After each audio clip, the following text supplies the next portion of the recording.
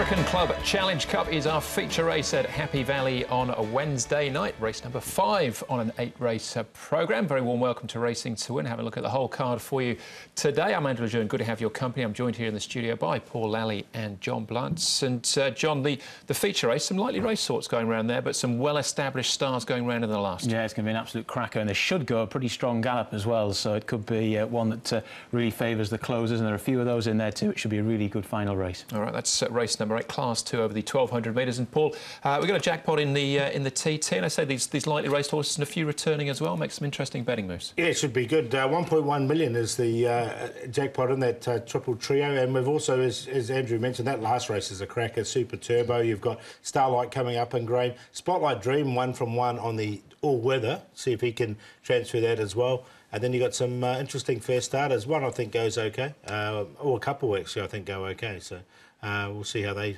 perform on Wednesday night. All right, we'll keep an eye on them. Of course, Joe Moreira was riding in Melbourne on Tuesday. Took a nasty fall, was stood down for the day, but he is down to ride at Happy Valley on Wednesday nights. Now, we're coming off a big weekend, of course. It was Sarsar Ladies Purse Day at Sha Tin on Sunday. We can look back on the highlight.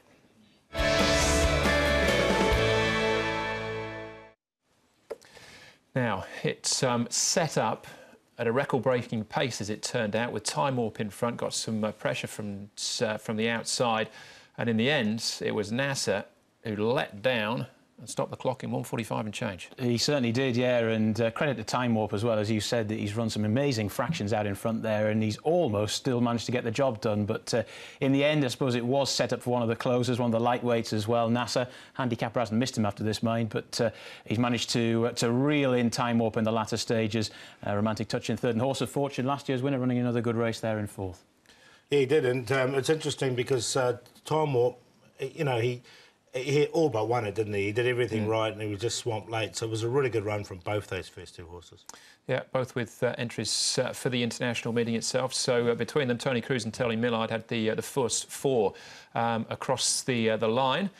And there he is, Tony Millard, who's now won the last 3 Ladies' Purses. Yeah. They'll be naming the race after him soon. So Tony Millard Ladies' Purse, that's it.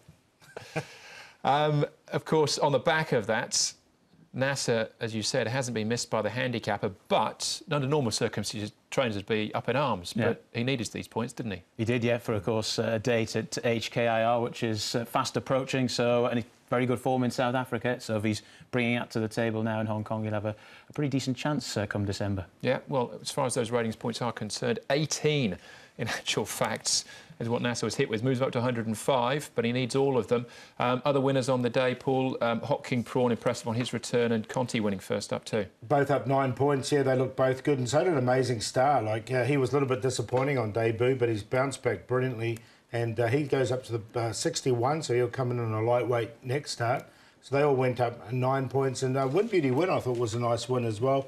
7. Winner St Paul's is up another 6, 2 in a row from him. And he sneaks into the same grade, doesn't he? Class 5 next time. We said that on the day. This will be his 3rd run on Class 5, and he'll be tough to beat once again in that grade, the way he's winning. All right, and Win Beauty Win, of course, winning for the Sarsar connections as well. So that was Ladies' Purse Day, as far as the big winners were concerned.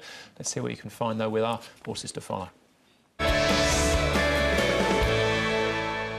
Few to choose from then, Paul, but you've gone with not a first starter, but he was having his lightly race, and he was his 3rd start. Yeah, 3rd start, Lucky Striker. I thought his track work had really improved leading into this particular race. Now, he was miles away from the first 2, but he's improving all the time, this horse, and I think a win's not too far away from him. And once he steps up in trip as well, 1,400 metres, 1,600 metres, I think he's going to be sort of a force to be reckoned with. I really like the way he hit the line here, over 1,200 metres.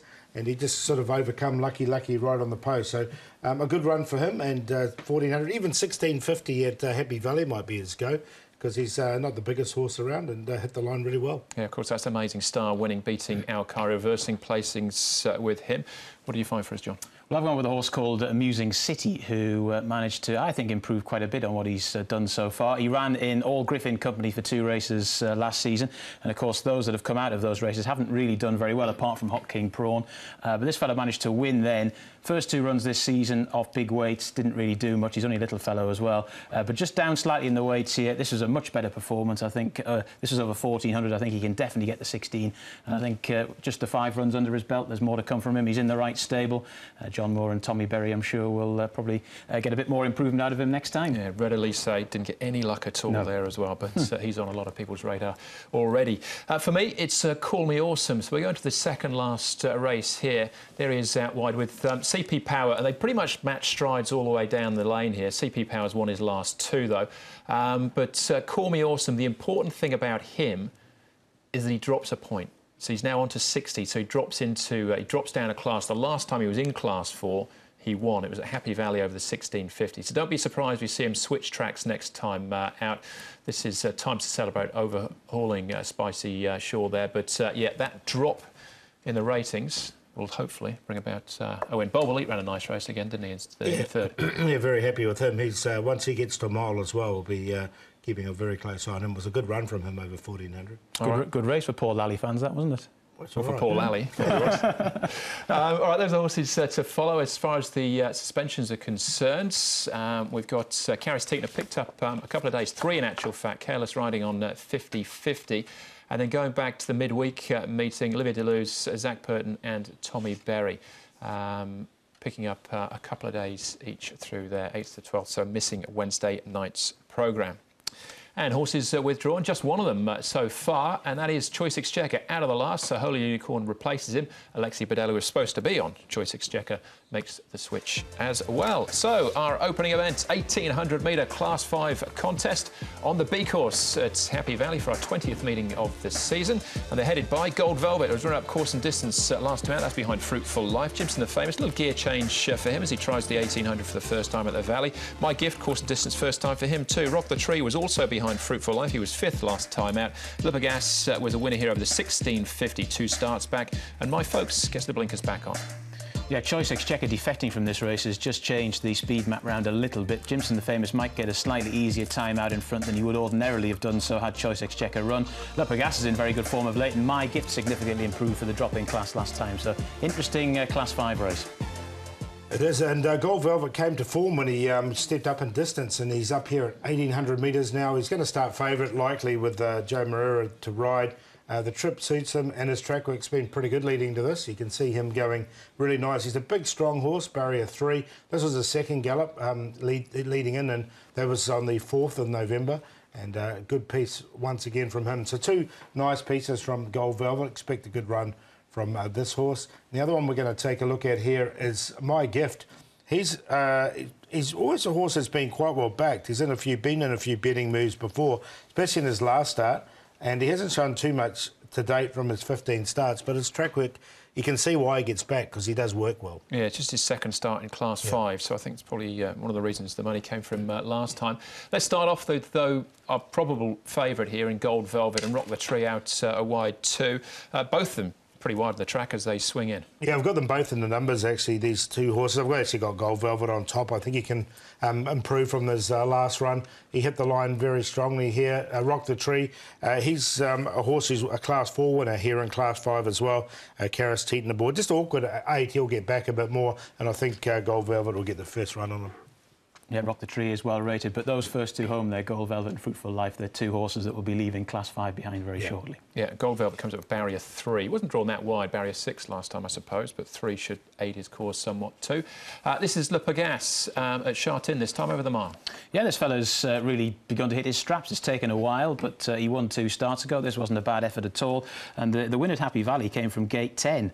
And he's got gate 12, so he'll have to draw on all that experience of going probably quite wide round the first turn. But there's no reason why he can't do it. And he's a horse who took a long time to really get going in Hong Kong, but he certainly is now, albeit at a low level. But I don't see why he can't run a competitive race. Yeah, no, I agree. I think he can run a ride. It was a great ride when he did win from a wide barrier draw.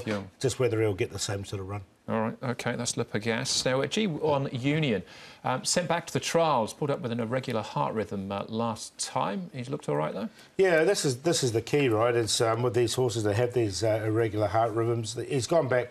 We have excuses, obviously. He's gone back to the trials here and he ran OK, but then under race day pressure, you don't know. He's got to carry 132 as well, so...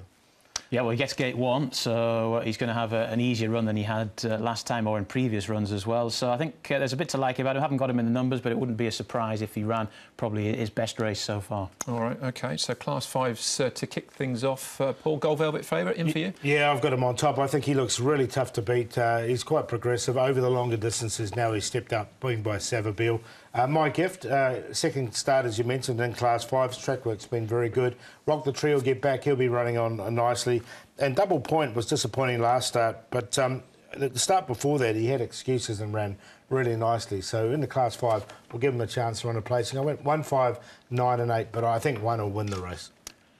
Yeah, the same Quinella as Paul for me as well. I think Gold Velvet's going to be tough to beat. I think he's progressive, as I said before. The first two home in that race that we saw are both pretty useful types, and well, I think he's going to be the one they all have to beat. My Gift was significantly better in Class 5 last time out. He's been unlucky in the very late stages of that race. Le Pegasus I still think will go quite well, and Wealthy Fortune first up wasn't too bad back on the 25th of October. This course and distance, I think he can improve on that and be included in your exotics. And a bit like Paul, I just think the one horse to win is the way to play it. All right, won't disagree with that. 1, 5, 11 and 6 there from John in the open. That's race 1. Race number 2 dropped back to the minimum trip here. 1,000 metre dash for the second.